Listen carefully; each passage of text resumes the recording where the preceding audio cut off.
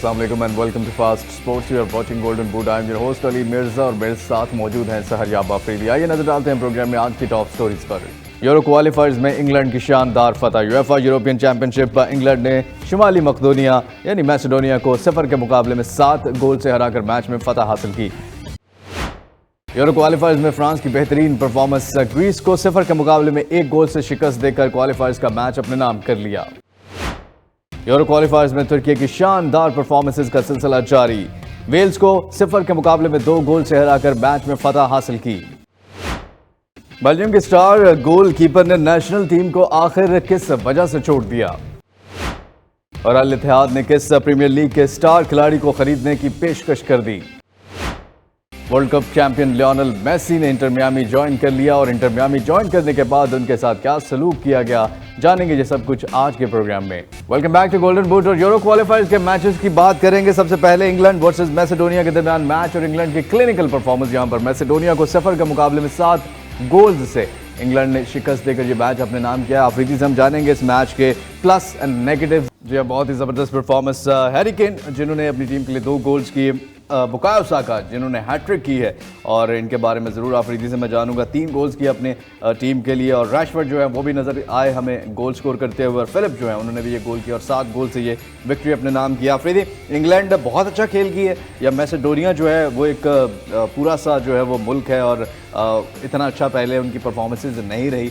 किस तरह से देखते हैं आप इस इंग्लैंड की विक्ट्री को और मैसेडोनिया की जो ये लॉस है उसको? एक्चुअली में ऑब्वियसली मैसेडोनिया एक छोटा सा मुल्क है और इंग्लैंड के इवन अगर बड़ा भी होता तो फुटबॉलिंग वाइज इंग्लैंड का तो उनके साथ कोई कंपैरिजन ही नहीं है। बहुत ही आउटस्टैंडिंग परफॉर्मेंस इंग्लैंड की। इस तरह के मैचेस में आपके जो बाकी प्लेयर्स होते हैं, जैसे आप देखें जॉन स्टोन्स काफ़ी अच्छा खेले, उनका तो ओवरऑल सीज़न भी बहुत अच्छा गया, ट्रेबल जीता। कैल्विन फिलिप्स ने काफ़ी इम्प्रूव्ड उनकी परफॉर्मेंसेस थी।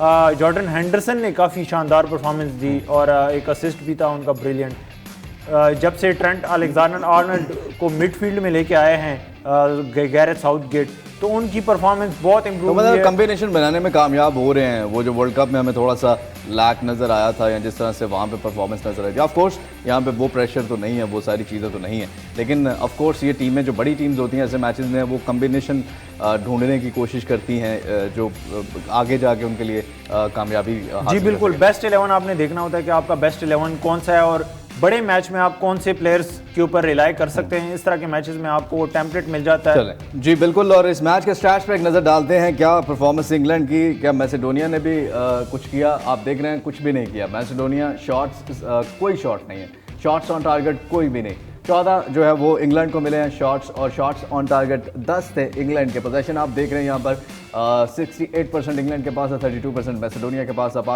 पास एक्यूरेसी और पासेस भी आप देख रहे हैं, फाउल्स देख रहे हैं, येलो कार्ड्स आप देख रहे हैं। यहाँ पर 7 कॉर्नर्स मिले हैं इंग्लैंड को और मैसेडोनिया को कोई कॉर्नर नहीं मिला।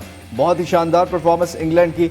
आफरीदी, इंग्लैंड के जो बाकी प्लेयर्स, जैसे पहले भी हम कहते हैं कि इस तरह के मैचेस में फॉर्म में मतलब एक बेहतरीन मौका होता है, लेकिन बुकायो साका बेहतरीन खेले हैं। उनके अलावा आपको जो बाकी प्लेयर्स आपने देखे हैं, जिस तरह आपने पहले भी बात की, आगे आने वाले मैचेस में किस तरह से आप उन प्लेयर्स की परफॉर्मेंसेस को देख रहे हैं? क्योंकि ये तो एक छोटी टीम थी, लेकिन अगर किसी बड़ी टीम से मुकाबला होता है तो क्या ये फॉर्म आगे चलेगी या बस इसी मैच में थी?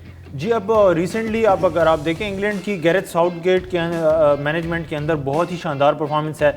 2021 में जो यूरो कप हुआ था उसमें भी फाइनल तक पहुंचे थे और अगर वर्ल्ड कप की बात की जाए तो सबसे जो टफेस्ट मैच था, जो फ्रांस को किसी ने अगर टक्कर दी थी बराबर की वर्ल्ड कप में, तो अर्जेंटीना के फाइनल के बाद वो इंग्लैंड का वो क्वार्टर फाइनल था, बहुत ही शानदार। इवन इंग्लैंड ने फ्रांस से बेहतर खेला था उस मैच में, अगर वो सिर्फ एक पेनल्टी को आप बीच में से हटा दे।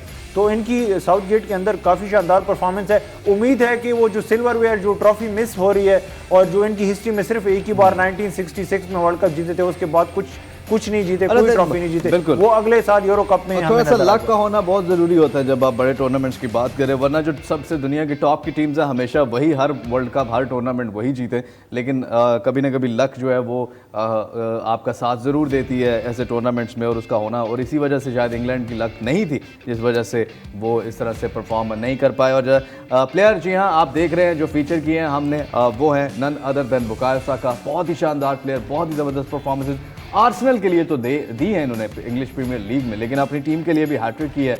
जी हाँ, बुकायो साका। अफरीदी, मेरे पास तो अल्फाज नहीं है इनकी तारीफ़ करने के। आर्सेनल के लिए भी बेहतरीन परफॉर्म कर रहे हैं और रहेंगे भी आर्सेनल में। ये अब आगे भी जो ट्रांसफ़र विंडोज़ ओपन हो रही है, लेकिन इनकी कन्फर्मेशन है कि वहीं पे इंग्लैंड के लिए भी उन्होंने साबित कर दिया कि he is one of the best. और भले आप छोटी टीम के अगेंस्ट खेलें, लेकिन हैट्रिक करना इतना आसान नहीं होता। जी बिल्कुल, और स्पेशली आपकी बात कर रहा हूँ, वो जो दूसरा गोल था उसके बारे में बताइए। जी बहुत ही आउटस्टैंडिंग गोल, और 21 साल की उम्र में ही इन्होंने अपना पहला हैट्रिक नेशनल टीम के लिए किया और वर्ल्ड कप में भी बहुत शानदार परफॉर्मेंस। इस प्रीमियर लीग की अगर बात की जाए तो इसमें भी अगर अर्लिंग हालैंड की इतनी शानदार परफॉर्मेंस ना होती तो और आर्सेनल टाइटल जीत जाती तो बेस्ट प्लेयर का अवार्ड भी ये जीत सकते थे। ये उस डगर पर गामजन है वो, जो जैसे अर्लिंग हालैंड, किलियन एम्बापे, और आपको लगता है कि ये भी उसी रास्ते पर चल रहे हैं और कुछ सालों में पहुंच जाएंगे वहां पर? हाँ, एटलीस्ट अगर गोट नहीं बनते तो वर्ल्ड क्लास प्लेयर ज़रूर, क्योंकि अभी भी वर्ल्ड क्लास हैं और वो बड़े प्लेयर्स का जब भी नाम होगा तो उनमें इनका लाजमी, क्योंकि 21 साल की उम्र में आप वर्ल्ड कप की परफॉर्मेंस इनकी उठा के देख लें, जिस कॉन्फिडेंस के साथ ये खेलते रहे हैं पूरे वर्ल्ड कप में और जिस तरह डोमिनेट किया है, जिस तरह ड्रिबल करते थे, तो उसमें आप इनको क्रेडिट ज़रूर देंगे। बिल्कुल। स्टैट्स पे एक नज़र डालते हैं बुकायो साका के, क्या इस मैच के स्टैट्स थे और क्या रेटिंग थी। ये आपके सामने 9.6 रेटिंग थी। गोल्स जो है वो 3 किए हैं, एक्यूरेट पासेस 74% थे, शॉट एक्यूरेसी 100% थी, टचेस 29 थे, एक्यूरेट क्रॉसेस जो थे वो 100% थे। जितनी तारीफ करें उतना कम है। और ये मैच जो है वो इंग्लैंड ने 0 के मुकाबले में 7 गोल्स से जो है अपने नाम किया है यूरो क्वालिफायर्स का। यहाँ पर एक ब्रेक का वक्त हुआ चाहता। Welcome back to golden boot और प्रोग्राम में यूरो क्वालिफायर्स के अगले मैच की बात करेंगे। फ्रांस वर्सेस ग्रीस के दरमियान ये मैच हुआ है और यहाँ पर हैरानकुन तौर पर फ्रांस जीता तो है, लेकिन एक ही गोल से जीता है। ग्रीस जो है कोई गोल स्कोर नहीं कर पाया और क्यों इस तरह से जीता है फ्रांस, वो हम आफरीदी से जाने। ये बहुत ही ज़बरदस्त ये मैच। आफरीदी, फ्रांस एक गोल से ही जीतने में कामयाब हुआ है, आखिर क्यों? वर्ल्ड कप की रनर अप टीम है और दूसरी तरफ ग्रीस जिनका नामो निशान कभी सुनने में नहीं आया, उनके साथ ये परफॉर्मेंस, और वो भी एम्बापे इनको बचा गए हैं। क्यों, कैसे देखते हैं आप इस मैच? नहीं, ग्रीस का नामो निशान तो वैसे आपने थोड़ी सी ग्रीस की ज्यादती उनके साथ फुटबॉल में, मतलब वर्ल्ड कप में इस तरह से नहीं देखा गया ना। ऑब्वियसली हाँ, रेगुलरली इस तरह बड़ा नेशन है, छोटा सा नेशन है। कंपैरिजन करें इस वर्ल्ड कप में, वेयर इज ग्रीस? बिल्कुल, उन्होंने क्वालिफाई तो बहुत मुश्किल होता है। एक तरफ आप किलियन एम्बापे, ग्रीजमैन, यूरो और ऐसे प्लेयर्स का नाम ले, दूसरी तरफ ग्रीस के प्लेयर्स का नहीं इतना पता लोगों को। जी बिल्कुल, लेकिन इस ग्रुप में इंटरेस्टिंग बात यह कि ग्रीस और फ्रांस वाहिद टीमें थे जो अभी तक इस मैच से पहले कोई भी अपना मैच नहीं हारे थे। अच्छा। और किसी एक का जो वो था वो रिकॉर्ड टूटना था। ऑब्वियसली फ्रांस बहुत सुपीरियर है टैलेंट वाइज, तो आप उनका एक प्लेयर पूरी टीम से ग्रीस के बेहतर है। टैलेंट वाइज कह लें, स्पीड वाइज कह लें, आप टेक्निक वाइज कह लें या स्किल्स वाइज कह लें, हर हवाले से फ्रांस बहुत आगे। हाँ, लेकिन ग्रीस का जो स्ट्रेंथ है ना इस सीजन, जो इस क्वालिफायर्स में हमें नजर आ रहा है, वो है इनका डिफेंस। गोल लीक नहीं करते, जिसकी वजह से ये मैच भी पिछले अपने जीते आ रहे हैं और इस मैच में भी सिर्फ एक ही गोल इन्होंने कंसीड किया। और अगर थोड़ा सा अटैक इनका अच्छा होता तो ये एक गोल करके वो फिर मैच ड्रॉ भी कर सकते थे। इनको चांस एक आध मिला भी। और याद रहे कि ग्रीस ने 2004 का जो यूरो कप था वो जीता हुआ है, तो ये यूरोपियन चैंपियंस भी रह चुके हैं। वो इनका गोल्डन टाइम था और तब इन्होंने अपनी डिफेंस की वजह से जीता था। मैच के स्टैट्स पे एक नज़र डालते हैं और देखते हैं कि स्टैट्स में क्या सूरत हाल थी, कितने शॉट्स थे। ये आप देख रहे हैं फ्रांस की तरफ से जो शॉट्स हैं वो 19 है, 6 ग्रीस की तरफ से हैं। शॉट्स ऑन टारगेट 2 हैं ग्रीस की तरफ से, 5 फ्रांस की तरफ से हैं। Possession 63% France, 37% Greece. पासेस आप देख रहे हैं 426 थे, 703 फ्रांस की तरफ से थे। पास एक्यूरेसी भी देख रहे हैं, कॉर्नर्स 3 मिले हैं ग्रीस को और 4 मिले हैं फ्रांस को। अफरीदी, इस ग्रुप में नेदरलैंड जैसी टीम जो है वो नीचे है और आपको कोई सूरत हाल नज़र आ रही है कि इतनी ज़बरदस्त टीम, इतने ज़बरदस्त क्या होगा कोडी गैक्पो का अगर नेदरलैंड्स जो है वो नीचे ही रही तो क्वालिफाई करना भी मुश्किल हो जाएगा? जी बिल्कुल, ये काफ़ी डिसअपॉइंटिंग है। अभी तक जो सूरत हाल नज़र आ रही है उसमें नेदरलैंड्स जो है वो अगले साल हमें यूरोज़ में नहीं नज़र आएगी। जिस तरह की उनकी परफॉर्मेंस थी उन वर्ल्ड कप में भी और जिस तरह का उनके पास प्लेयर्स और टैलेंट्स है, तो उनको कम से कम यूरो कप में तो कंफर्म होना चाहिए। और ये बहुत बड़ी एम्बेरसमेंट भी उनके लिए हो जाएगी, लेकिन उम्मीद है कि वो इधर से वो रेस पकड़ेंगे और एंड तक क्वालिफाई कर लेंगे।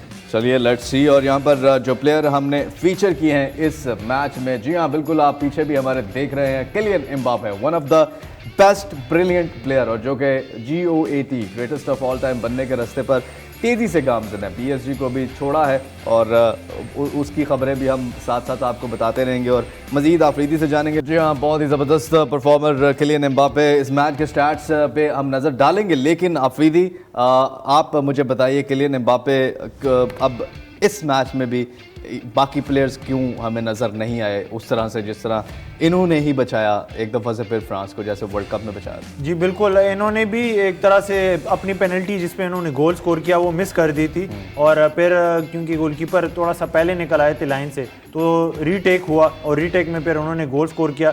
बहुत ही शानदार प्लेयर हैं, उसमें तो कोई शक नहीं है। वो आप किसे रेट करते हैं, अर्लिंग हालैंड या किलियन एम्बापे? दोनों को अभी करंट ये मेरा ख्याल है नेक्स्ट मेसी और रोनाल्डो बनने जा रहे हैं। हाँ, इसमें कोई शक नहीं है, लेकिन किलियन एम्बापे जो है वो हालैंड से तो मेरी नज़र में काफ़ी ऊपर है, क्योंकि किलियन एम्बापे वो प्लेयर हैं जो गोल बनाते भी हैं और स्कोर भी करते हैं। वो तो प्योर स्ट्राइकर है, जो अर्लिंग हालैंड है वो प्योर स्ट्राइकर है और ये विंगर है। विंगर का काम थोड़ा सा मेसी और रोनाल्डो वाला। रोनाल्डो भी एंड पे आके स्ट्राइकर बन गए थे, लेकिन जो उन्होंने कैरियर शुरू किया और जिस तरह वो रियल मैड्रिड के साथ खेलते थे तो वो तो विंगर ही थे, वो खुद गोल भी बनाते थे और फिर स्कोर भी करते थे। और स्पीड का भी डिफरेंस है इनकी हाइट वगैरह, और अगर अर्लिंग हालैंड की देखी जाए तो काफ़ी फर्क है। एनीवेज, यहाँ पर फ्रांस ने ये विक्ट्री अपने नाम किया, 0 के मुकाबले में 1 गोल से शिकस्त देकर यूरो क्वालिफायर्स का मैच में फतह हासिल किया। और अब हम आपको दिखाते हैं किलियन एम्बापे के इस मैच के स्टैट्स, इस मैच में उनकी क्या परफॉर्मेंस थी, क्या रेटिंग थी, ये आपके सामने है। स्टैट्स 8.2 रेटिंग है, गोल्स 1 किया है, चांसेस जो क्रिएट किए वो 1 किया है, एक्यूरेट पासेस 87% थे, टचेस 75 थी, सक्सेसफुल ड्रिबल्स 67% और passes into final third 2 accurate long balls 100%। और PSG के लिए भी खेलते हैं और काफ़ी मसले मसाइल वहाँ पे भी चल रहे हैं जो कि हम प्रोग्राम में आगे भी आपको बताते रहते हैं और मजीद जो है वो भी बताते रहेंगे। Welcome back to golden boot. और प्रोग्राम में अब शामिल करेंगे फुटबॉल की दुनिया में क्या हो रहा है, कौन छोड़ के चला गया है, किस क्लब को, किस टीम को, और लेटेस्ट हैपनिंग्स क्या चल रही हैं उसके बारे में। सबसे पहली ट्वीट हमारे पास कौन सी आई आपको दिखाते हैं। और यहाँ पहली ट्वीट आप देख रहे हैं, real Madrid goalkeeper Thibaut Courtois has left the Belgium national team camp amid reports that he was disgruntled at being overlooked as captain during the 1-1 draw with Austria on Saturday. Afridi, इतने ज़बरदस्त keeper जो कि real Madrid के भी हैं, बहुत कम लोग जानते हैं कि बेल्जियम के भी ये जो है वो गोल कीपर है। अब छोड़ दिया उन्होंने, बेल्जियम पहले ही बहुत स्ट्रगल कर रही है, इनके छोड़ने के बाद क्या कोई बैकअप तैयार है? एक्चुअली में सिचुएशन ये है कि ये बहुत बड़ी न्यूज़ है एक तरह से बेल्जियम की फ़ुटबॉल के लिए कि उनके स्टार गोलकीपर ने छोड़ दिया है। जो इनके कोच थे, अगर कोच का सुना जाए और माना जाए, कोच ने पहले इंटरव्यू दिया और उनसे सवाल पूछा गया कि हमें सुनाई दे रहा है कि कोर्टुआ जो हैं वो स्क्वाड को छोड़ के चले गए हैं टीम से। रीज़न ये है कि कैप्टनसी मांग रहे थे और उनको नहीं मिली। हालांकि डिसाइड यही हुआ था पूरे स्क्वाड के सामने कि ऑस्ट्रिया के मैच में लुकाकू, क्योंकि केविन डे ब्रुयने जो हैं वो अभी टीम कैप्टन है और केविन डे ब्रुयने नहीं था उस मैच में, उसकी गैर हाजिरी में डिसाइड ये हुआ था कि लुकाकू जो हैं वो ऑस्ट्रिया वाले मैच में होंगे और जो अभी नेक्स्ट इनका मैच आज खेला जाने वाला है उसमें थिबो कोर्टुआ होंगे। थिबो कोर्टुआ ने फिर स्टेटमेंट जारी की कि जो मैनेजर ने कहा है वो बिल्कुल सही नहीं है और उन्होंने गलत बयानी की है और अपना जो एंगल है, जो अपना पर्सपेक्टिव है वो बताया है, जो कि जो असल बात है वो नहीं बताई। और इस तरह की कोई इशू नहीं है, कैप्टनसी पे मैंने स्क्वाड को नहीं छोड़ा और इवन लुकाकू से मैंने बात की है, लुकाकू भी इस चीज़ को क्लियर कर सकते हैं, लेकिन उन्होंने बताया नहीं कि उन्होंने स्क्वाड क्यों छोड़ी। तो उन्होंने कहा कि जो चीज़ें डिसाइड हो चुकी थी वो नहीं हुई, जिसकी वजह से मैंने स्क्वाड छोड़ा और टीम को छोड़ दिया, जो कि काफ़ी एक डिसअपॉइंटिंग है कि अगर मैनेजमेंट में ही ये इसी वजह से वर्ल्ड कप में वो आउट हो गए थे, एलिमिनेट हो गए थे अर्ली, कि उनकी टीम में आपस में जिस तरह का टैलेंट उनके पास है और जिस तरह की वो टीम है रैंकिंग में नंबर 1 पे है और अब रैंकिंग में नंबर 1 टीम जो है वर्ल्ड कप में वो शुरू में ही बाहर हो जाए तो ये एक सवालिया निशान है। और बड़ा ज़बरदस्त आपने बताया कि असल जो मसले मसाइल, और अगर ये चलते रहे आफरीदी तो ये तो बहुत लंबा हो जाएगा फिर। जब भी कोई टीम स्पोर्ट्स में टीम डिवाइडेड होना तो वो टीम कभी भी सक्सेसफुल नहीं होती। बिल्कुल, बहुत ही खूबसूरत लाइन। नेक्स्ट हमारे पास क्या है आइए आपको दिखाते हैं। और नेक्स्ट है Erling Haaland made a promise to Manchester City. अब इन्होंने क्या प्रॉमिस कर लिया है, पहले ही इन्होंने बहुत से ऐसे वादे वफा कर दिए हैं जो कि शायद इनके हिस्से में थे ही नहीं। इन्होंने जब ट्रांसफ़र हो रहा था और ट्रांसफ़र हो गए थे मैनचेस्टर सिटी, तो मैनचेस्टर सिटी के चेयरमैन जो हैं उन्होंने अपने इंटरव्यू में कहा कि उनसे अर्लिंग हालैंड ने वादा किया था खल्दून मुबारक से कि मैं आपको प्रीमियर लीग चैंपियंस लीग जितवाऊंगा। अच्छा। और बहुत बड़ी एक तरह से बोले थे और उन्होंने पहले सीज़न में ही जितवा दिया। तो बहुत ही शानदार उनका मतलब जो तो ये प्रॉमिस पहला किया है था। या आगे जो है वो और भी बहुत से अभी आएंगे। नेक्स्ट हमारे पास क्या है आइए आपको दिखाते हैं, और ये है इंटर मियामी के बारे में। जी हाँ, Inter Miami's managing owner just tweeted this, Messi, Busquets and Alba coming soon. ये अफरीदी बहुत ही एक ग्रेट न्यूज़ है इंटर मियामी के लिए। एक्चुअली में मेसी का जो पूरा एक डील थी उसमें ये भी शामिल था कि मेसी को गारंटी दी गई थी कि जो आपके बेस्ट फ्रेंड्स हैं बार्सिलोना में, उनके जो बेस्ट फ्रेंड्स थे डे वन से, वो सर्जी बुस्केट्स और जॉर्डी अल्बा जो हैं, वो इवन अभी हमें रिसेंटली भी जब भी दिखाते थे कि वो पेरिस से बार्सिलोना गए हैं छुट्टियों पे 2 दिन के लिए 3 दिन के लिए, तो हमें बुस्केट्स और जॉर्डी अल्बा के साथ ही नजर आते थे। जावी मतलब ये भी मेसी की ख्वाहिश पूरी की गई है कि वो अपनी पूरी फैमिली और पूरे दोस्तों को भी वहाँ पे लेके आ गए हैं। हाँ, तो दोस्तों को भी उनको अब अभी कंफर्म तो नहीं हुआ, लेकिन होर्हे मास जो कि उनके ऑनर हैं डेविड बेकहम के, उन्होंने कहा है कि वो 2 भी मेसी को ज्वाइन कर लेंगे। और इवन मेसी ने जो इंटरव्यू दिया था उसमें कहा था कि ये कोई इस कॉन्ट्रैक्ट में कोई इस तरह की बात नहीं है कि वो मेरे दोस्तों को एज अ फेवर वो कर रहे होंगे, उन्होंने कहा होगा या एज अ फेवर, अगर ऐसा मुमकिन है तो आप करें, लेट्स सी। और अगर इतना कुछ इंटर मियामी कर रही है तो मेसी को भी फिर इंटर मियामी के लिए कुछ ना कुछ करना पड़ेगा। नेक्स्ट हमारे पास क्या है जी, नेक्स्ट आपको दिखाते हैं। नेक्स्ट ट्वीट हमारे पास, Al Ittihad are ready to move for Tottenham's Son Heung Min with an opening bid. Afridi ये इनकी भी लगा दी है, और किस तरह से देखते हैं आप इस खबर को? अल इत्तेहाद तो जो है वो बिल्कुल रुकने का नाम नहीं ले रहा जी। बहुत ही आउटस्टैंडिंग ये खबर है, ख़ास करके एशिया का बेस्ट प्लेयर अगर कहा जाए सॉन है तो इसमें कोई का बात नहीं होगी। और टॉटनहम का पिछले 4-5 सीज़न से आउटस्टैंडिंग प्लेयर हैरी केन के समेत ये भी है, तो ये भी एक बहुत बड़ी खबर है, बहुत बड़ा बूस्ट है। अब ये है कि सिर्फ क्रिस्टियानो रोनाल्डो नहीं रहे, अब बहुत सारे जो स्टार्स हैं वो सऊदी लीग को ज्वाइन कर रहे हैं, तो एक प्रॉपर हमें एक कंपेटिटिव लीग देखने को मिलेगी अगली सीज़न। बिल्कुल। और लेट्स सी, अब मेसी वहाँ पे नहीं गए तो ये शायद कोई पता नहीं 1 साल के बाद वो वहाँ पे भी चले जाएं, ये भी हो सकता है, तब तक सही इस्टेब्लिश हो चुकी हो वो लीग। एनीवेज, नेक्स्ट हमारे पास क्या है आपको दिखाते हैं, और ये बड़ी मज़ेदार खबर है। पेप गार्डियोला जो है वो सिर्फ कोचिंग ही अच्छी नहीं करते बल्कि बातें भी बहुत अच्छी लगाते हैं और टॉन्ट बहुत अच्छा करते हैं। यहाँ पर उन्होंने यही किया है, I am a European champion because of a player missed a goal 3 metres from the goal. Afridi उन्होंने टॉन्ट किया है द वन ऑफ मैं क्या कह सकता हूँ, लुकाकू जो है, जिन्होंने लिटरली मैच प्लेट में रख के दे दिया था। 2 चांसेस उनको मिले थे, एक तो ऐसा चांस है जिसकी ये बात कर रहे हैं कि आपका सामने सारा गोल खाली है, आपके पास फुटबॉल है, आपके सर भी है, और आप जो है वो उसको गोल की बजाय फुटबॉल जो है वो आप गोल सीधा आपके सामने एक ऑब्जेक्ट है जो कि गोलकीपर है, और बाकी लेफ्ट राइट जो है बिल्कुल ओपन स्पेस है, आप सीधा ही गोलकीपर के हाथों में दे देते हो। अगर थोड़ा सा भी कोई फोर्स भी नहीं, कोई कुछ भी नहीं, सीधा मतलब इतना, अगर थोड़ा फोर्सफुल भी होता तो गोलकीपर से लगने के बाद शायद रिबाउंड मिलता, लेकिन वो भी नहीं हुआ। जी बिल्कुल ऐसी ही है, और ये पेप गार्डियोला ने यही कहा किया है काफ़ी मतलब एक। आप बता रहे हैं कि बेल्जियम में भी जो मैच हुआ था वर्ल्ड कप में भी, वहाँ पे भी लुकाकू ने कुछ इस तरह का हरकत की थी और जिसकी वजह से बेल्जियम शुरू में ही बाहर हो गया। लुकाकू का फेमस है कि बड़े मैचेस में आके ये इस तरह के ब्लंडर्स करता है, और इंटर मिलान का भी हमने देखा चैंपियंस लीग में, इससे पहले भी इन्होंने इंटर मिलान के ही लिए एक ओपन चांस में मिस किया था, चेल्सी में इन्होंने इस तरह के चांसेस मिस किए, वर्ल्ड कप में बेल्जियम के लिए बहुत ही क्रूशल टाइम पे इनको चांस मिला था जो कि बेल्जियम को आगे लेके जा सकते थे ग्रुप स्टेज से, लेकिन वहां भी इन्होंने मिस किया था। तो हिस्ट्री है, वैसे तो बड़े अच्छे प्लेयर हैं लेकिन बड़े मौकों पे बड़े चांसेस मिस करते हैं। चलें बिल्कुल, लेकिन बड़ा अच्छा टॉन्ट जो है वो ये कर दिया है पेप गार्डियोला ने, और देखते हैं इस पर रिप्लाई देते हैं लुकाकू या नहीं देते, क्योंकि इन्होंने नाम नहीं लिया। जी हाँ, ये आज की कुछ ट्वीट्स और कुछ पैकेजेस जो हमने आपके साथ शेयर किए, कुछ लेटेस्ट हैपनिंग जो हमने आपके साथ शेयर की। कल आपसे दोबारा गोल्डन बूट में मुलाकात होगी। आज के प्रोग्राम से अपने मेज़बान अली मिर्ज़ा और सहर याब अफरीदी को इजाज़त दीजिए। आप देखते रहिए fast sports, home of champions. अपना ख्याल रखिए, अल्लाह हाफ़िज़।